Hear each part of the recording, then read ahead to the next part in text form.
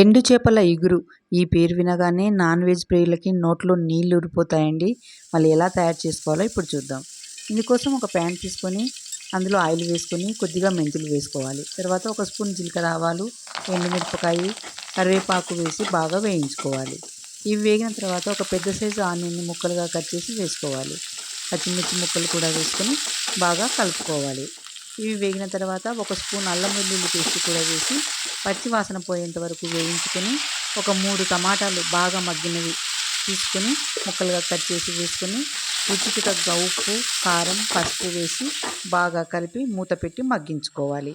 చూద్దాము, టమాటా అంతా కూడా బాగా మగ్గిపోయింది. ఇప్పుడు మనకు ఎంత గ్రేవీ కావాలో దానికి అనుగుణంగా వాటర్ వేసుకొని కలిపి మూత పెట్టి మగ్గించుకోవాలి. చూద్దాం, ఇప్పుడు కొద్దిగా ధనియాల పొడి, గరం మసాలా వేసి కలుపుకోవాలి. ఇక్కడ నేను ఎండు చేపలు ఒక 120 గ్రామ్స్ తీసుకున్నానండి. ఈ టైప్ ఎండు చేపలు తీసుకున్నాను. వీటిని పెనం మీద వేసి ఎర్రగా వేయించుకోవాలి. ఇవి వేగిన తర్వాత ఒక ప్లేట్లోకి తీసుకొని బాగా శుభ్రంగా కడుక్కోవాలి. ఇసుక అట్లాంటివి ఉంటుందండి. కడుక్కున్న తర్వాత కర్రీలో వేసి కలిపి మూత పెట్టి మగ్గించుకోవాలి. చివరగా కొత్తిమీర వేసి కలిపితే ఎండు చేపల ఎగురు రెడీ.